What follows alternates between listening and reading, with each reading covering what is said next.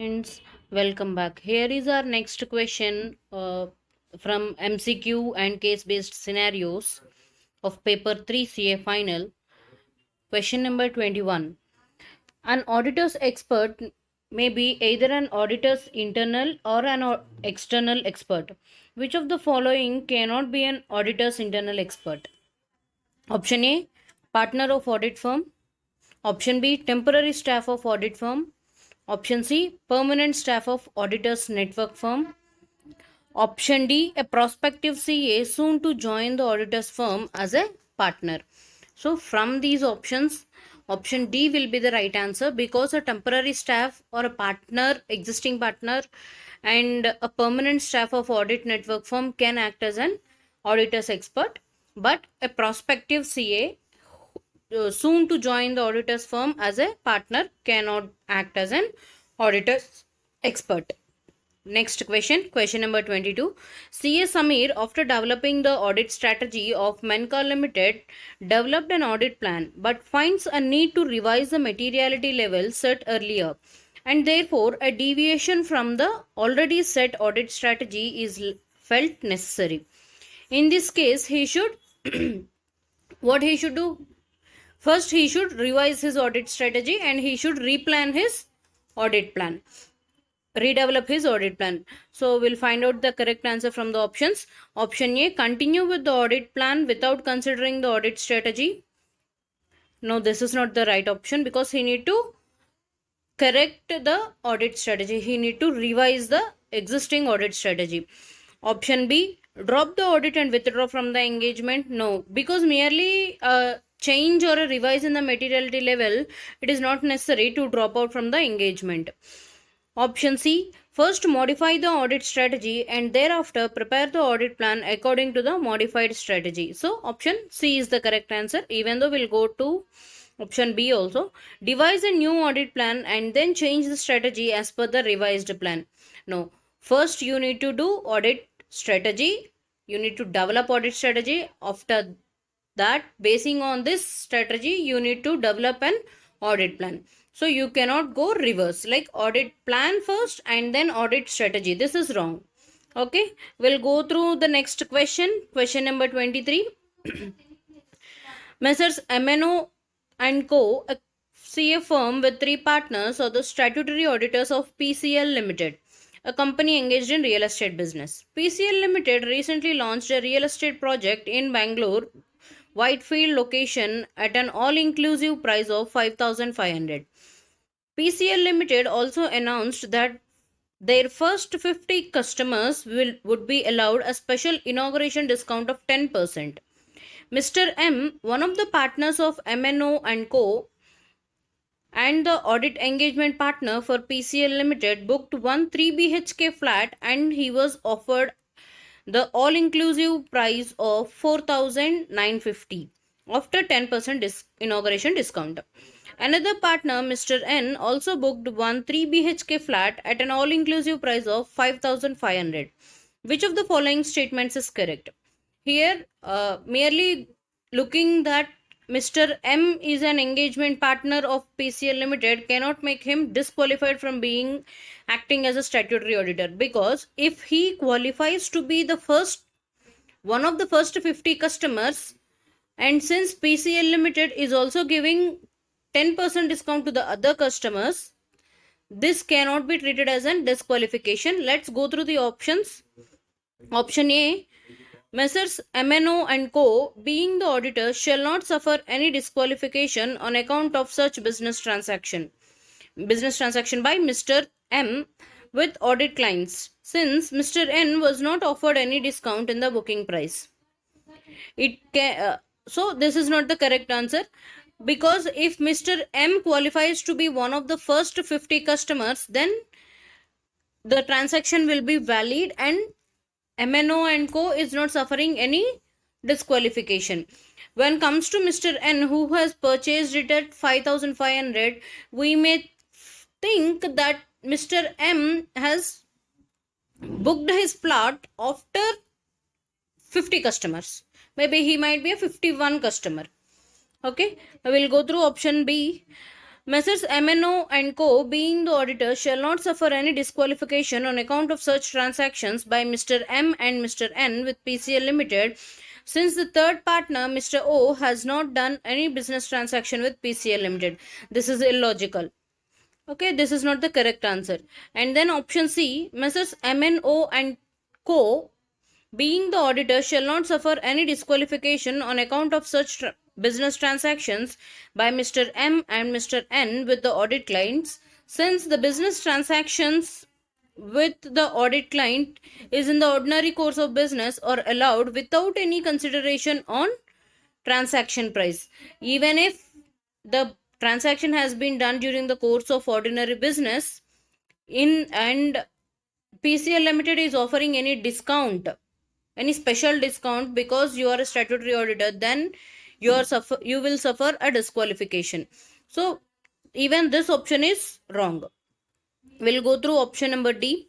Messrs. MNO and Co., being the auditor, shall not suffer any disqualification on account of such business transactions by Mr. M with the audit client if Mr. M qualified as one of the first 50 eligible customers as per the marketing scheme, and it can be demonstrated that PCL Limited has passed on similar 10% inauguration discount to other 49 customers. And further, the discount of 10% offered to Mr. M was in the nature of routine commercial transaction in the ordinary course of business of PCL Limited. So option D is the correct answer. Let's go through question number 24. Raj Private Limited is engaged in the business of retail and has its retail outlets concentrated towards northern India.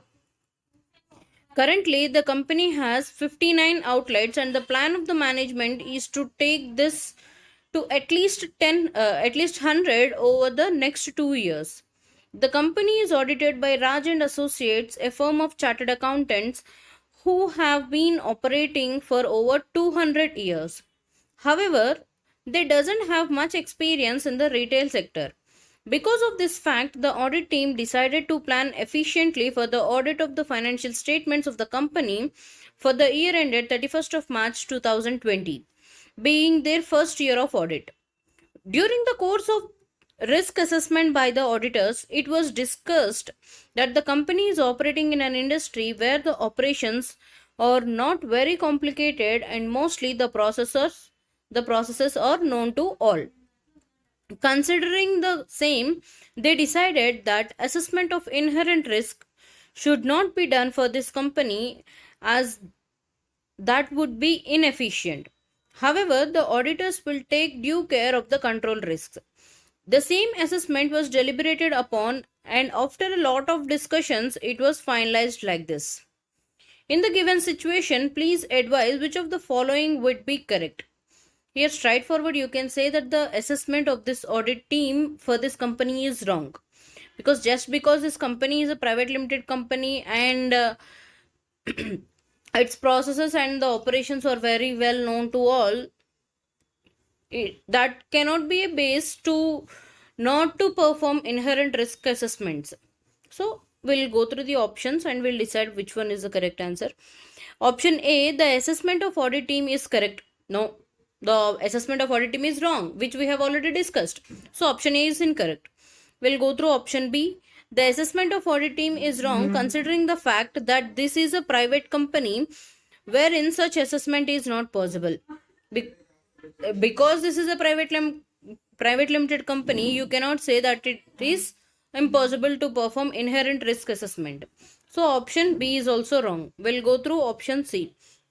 The assessment of audit team is wrong for this company. Yes, this is a straightforward answer wherein it is saying the assessment of audit team is wrong.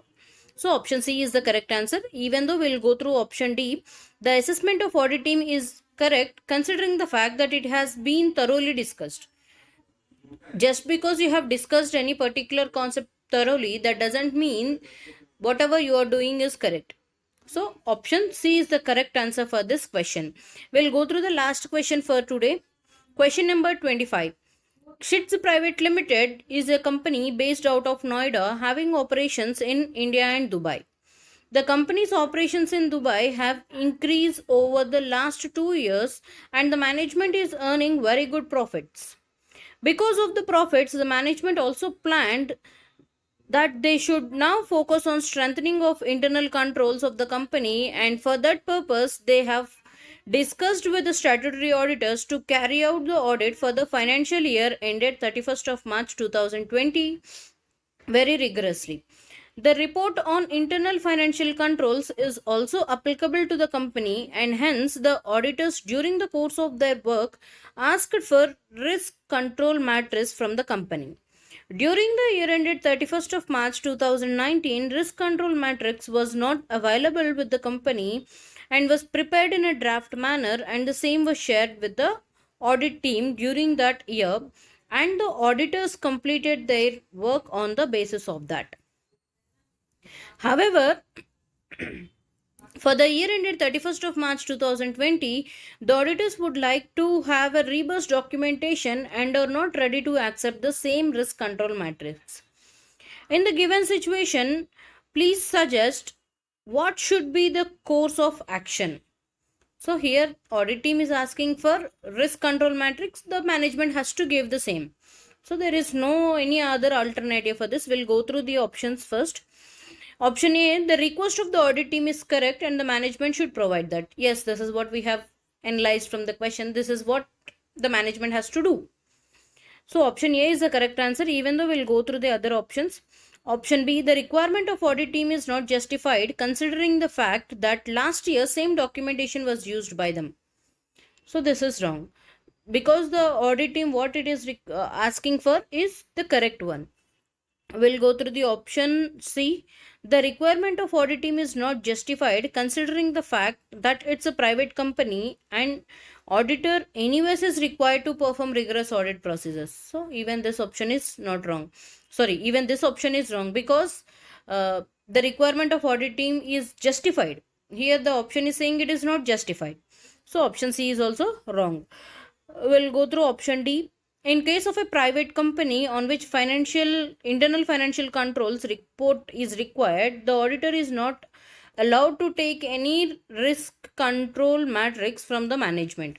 Seems to be an ethical issue. No, there is no any ethical issue involved in this question, and therefore option A is the correct option. Okay friends, that's all for today, and we have completed all the 5 questions scheduled for today. And if you find these videos helpful, please do like, share and subscribe to the channel so that you can get the latest updates. Do share with your friends who are in need. That's all for today. Bye bye.